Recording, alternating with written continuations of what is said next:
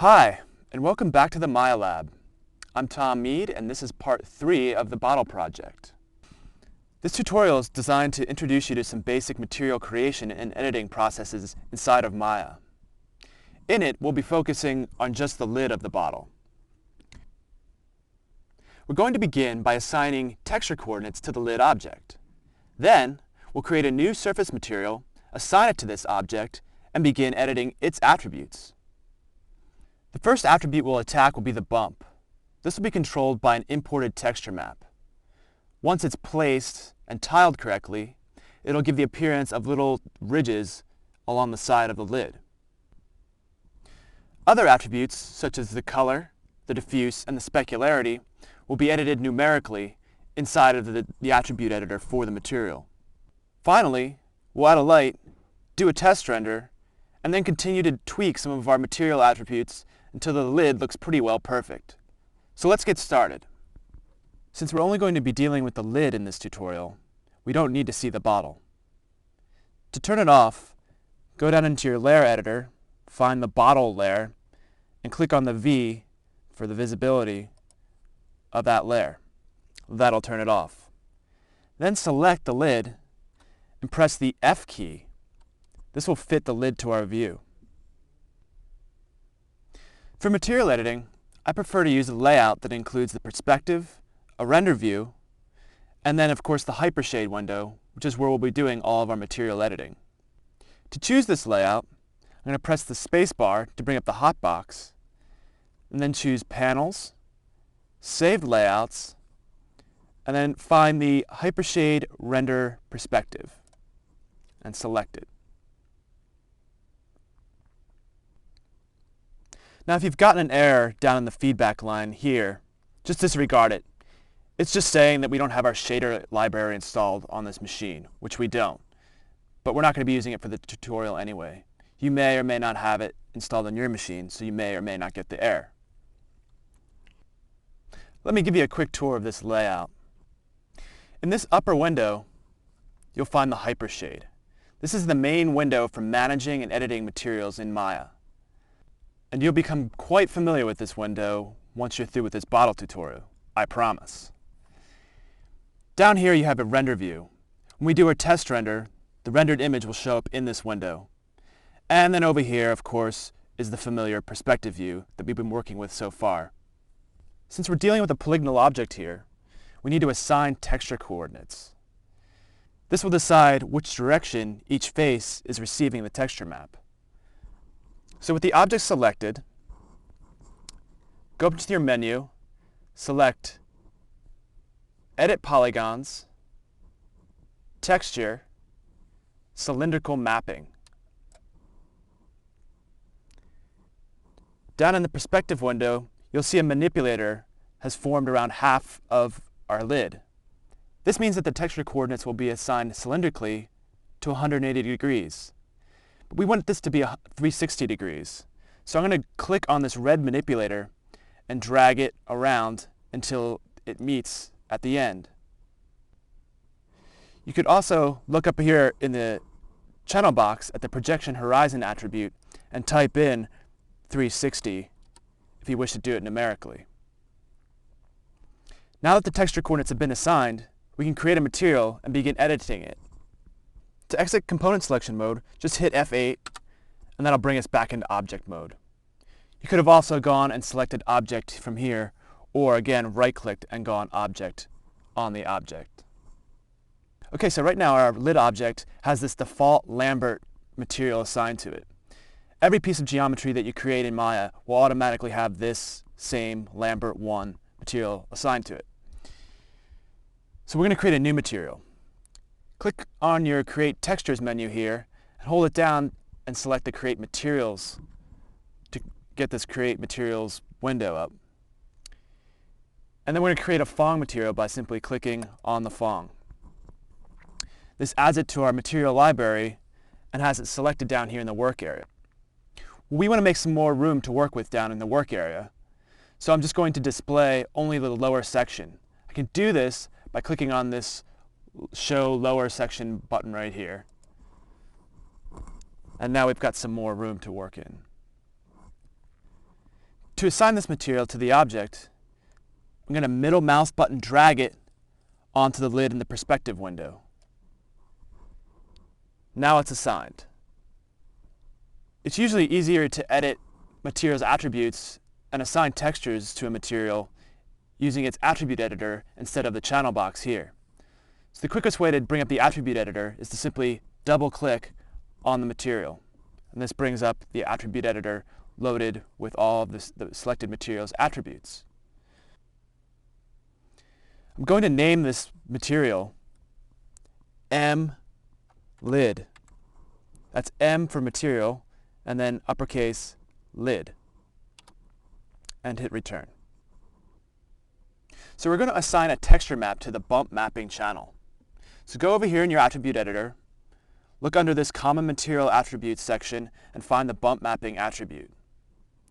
On the right of that will be a checker button. Press this to bring up the Create Render Node window. Make sure that you have the normal option selected. This will tell the texture to map using the object's texture coordinates that we've just assigned. And then select File to create a file texture node, which we can then import a bitmap image onto. Using the same pan and zoom keys that you would use in all the other Maya windows, I'm going to zoom out and pan over so I can see all of the nodes that have been created here in this window.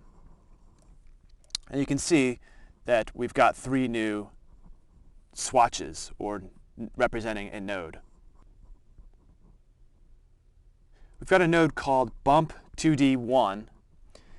This has the bump depth information that we'll be adjusting in just a little bit.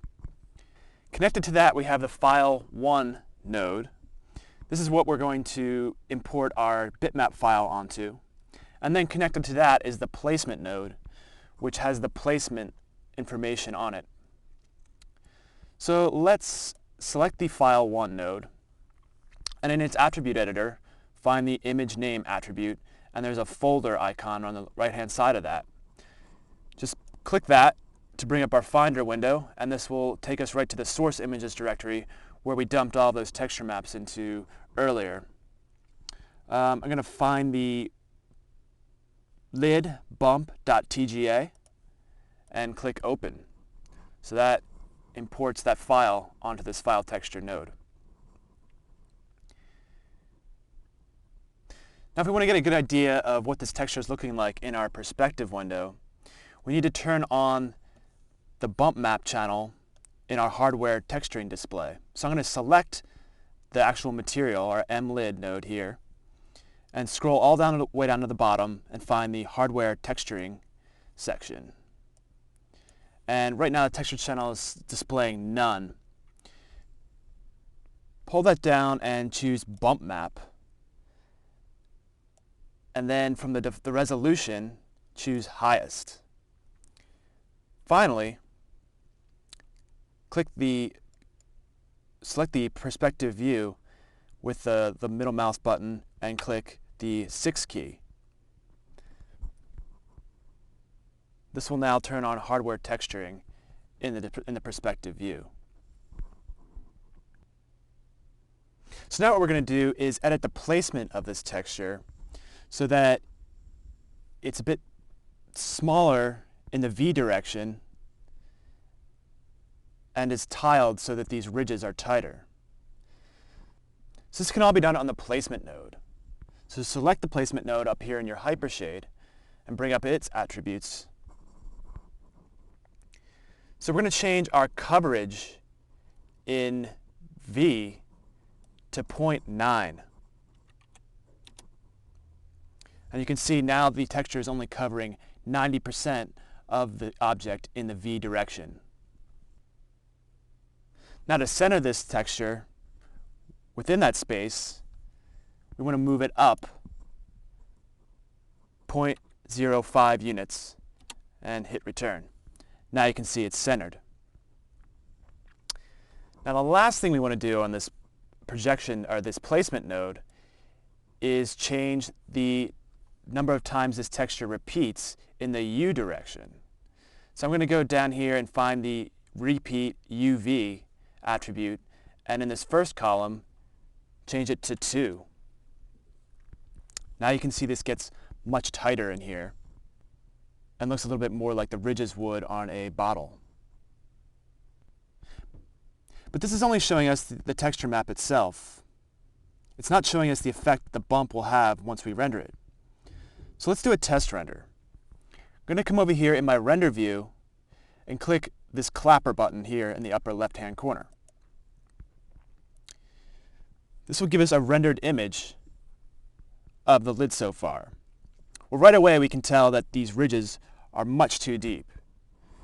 So to fix that, we're going to come up into the Hypershade window, select the Bump 2D node, and start editing this bump depth attribute. I'm going to bring it down to, something maybe around 0.135 and do another render. We're going to leave it set at 0.135 for now, and we'll come back and kind of tweak it and fine-tune it at the end. Let's move on to some of the other material attributes. So I'm going to go back up into the Hypershade and click the M lid node, our material node, and scroll back up to the top so we can start to edit the attributes here. So the first one I'm going to do is set the color. So I'm going to click on the color chip, which is now gray, and this will bring up the color chooser. Now the lid appears as a black surface, but in reality nothing is completely black. So instead we're going to make this a very dark blue color. Something around should it be around 239. The saturation can be all the way up to 1, and the value can be down really low, so it's approaching a very dark blue, something around maybe 1.5, 1.6, and click Accept. Then we'll edit the diffuse. This controls how much of the light is reflected back. So if we turn this down to something maybe about 0.1, the actual amount of light reflected back from the object will be very little, which will make it appear very dark or closer to black than blue. Only in the brightest light will you'll start to get a tint that it is actually blue at all, which is what we want, which is most objects that you look at, especially plastic, are like that. So you may be now starting to wonder why we're not seeing the lid be a darker color here in the view window. Well, that's because we have to go back down to our texturing, hardware texturing attribute and set the texture channel. You can actually select combine textures if you're going to be using a lot of different maps, or you can just go back up to none and it'll default to the color channel. The last attribute we're going to adjust on this material is the specularity. And to do this is an attribute called cosine power under the specular shading section of the material. So turn that down to about about a value of 4. And then the specular color, we can turn that up close to white. Maybe not all the white, but close to it. And at this point, we could do another test render. So now we're really only getting this highlighted here and can't really see much else. So at this time, it may be better to zoom up on the object and rotate the camera, orbit the camera, and do another test render. Okay, and another thing that you may wonder here is that this rendering looks very, very rough. That's because by default, Maya is just using its low quality anti-alias settings. We can fix that up by choosing the render globals, and there's a couple ways to open this. You can open it if you can see this clapper with a little 2 dots here in the render view window. Let me make a little bit more room for my render view window. Here, or you could go up into window, rendering editors, render globals, and it brings up our render settings.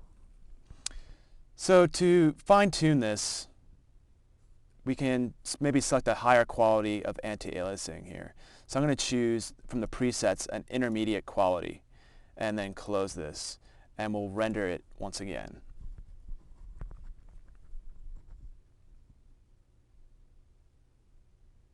So now it's not so noisy, and it gives you a little bit better idea what this is going to look like. Okay, so right now the light source that we're seeing on the lid is actually just coming from the camera. It's the default light in the scene. It might be better if we actually add our own light to the scene and shoot it from a different direction. So I'm going to create a new light by going to Create, Lights, and we'll use a directional light for this purpose. So I'm going to select directional light, and that will add it to the scene. Now I'm going to zoom out in my perspective view so you can kind of see where this light's coming in at. And by default here, you see that there's two separate manipulators. There's a light manipulator for the light itself, and then there's the manipulator for the target. So what you can do is kind of zoom out here and make sure you can see the lid. And I'm just going to move the target up to the lid somewhere and then move the light up until you're getting at this this light's pointing pretty much directly at the lid.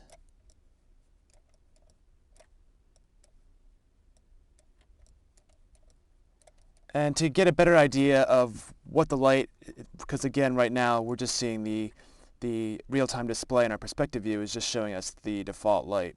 So I'm going to hit number 7, and that shows you the real-time preview of your scene light here.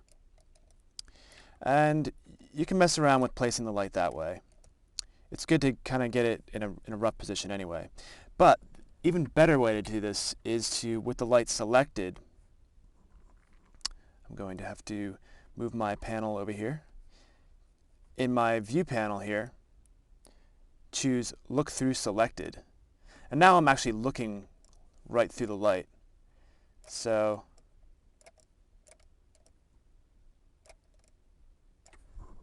I'll try that. Go out to the perspective, just so you're getting the light kind of facing directly at the side, maybe just a little bit above like that.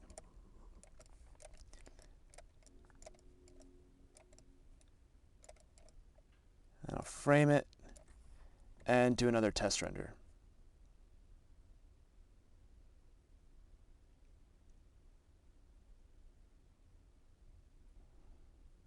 So this is good, but we can also see that maybe we want to lower the bump even a little bit more and maybe adjust the specular just a little bit more. So I'm going to go and select the bump node up in the hypershade and bring this down. I'm going to try to maybe a value of 0.05 and maybe just do another render real quick. Okay, so that's looking much better, much subtler. I can even zoom out just a little bit more and get an idea. And we'll look at possibly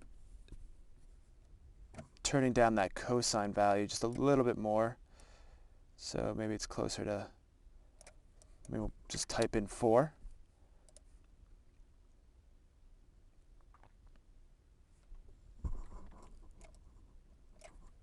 Okay, so that gives us a good idea. And again, this, when we have the bottle in there and do the final render, we may want to do some additional tweaking, and it'll give us a better idea of what the whole thing looks like. But for now, that's pretty good. The last thing you want to do is to go through and name some of these nodes. So this material wasn't so complicated, but as you'll see in the next tutorial, you'll start to create a lot of nodes pretty quick, and without naming them properly, it'll be hard to identify what things are when the network, and you're looking in the hypershade, the network's huge. So I'm just going to quickly, I'll name the file texture node.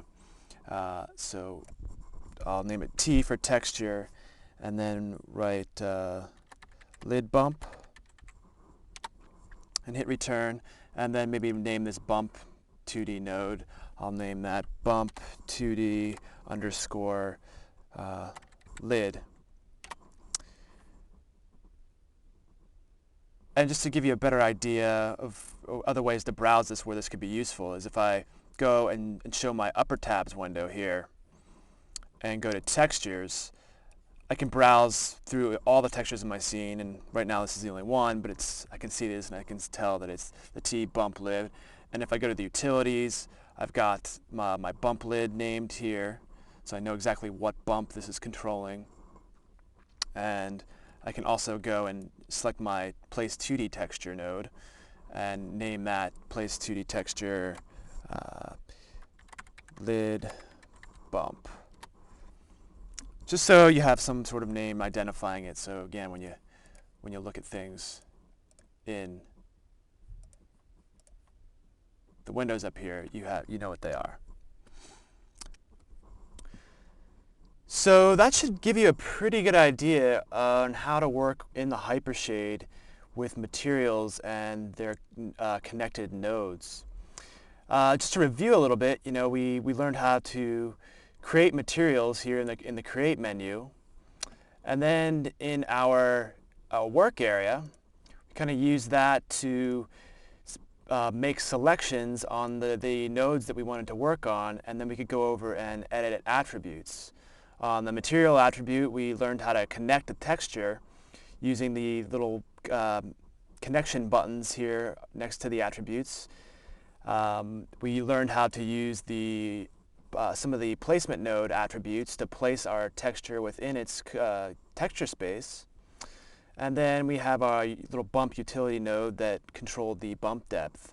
So this is kind of a thing that you'll just do time and time again as you work in the Hypershade with materials. Is you're selecting the nodes here in the work area and then editing their attributes here in the attribute editor.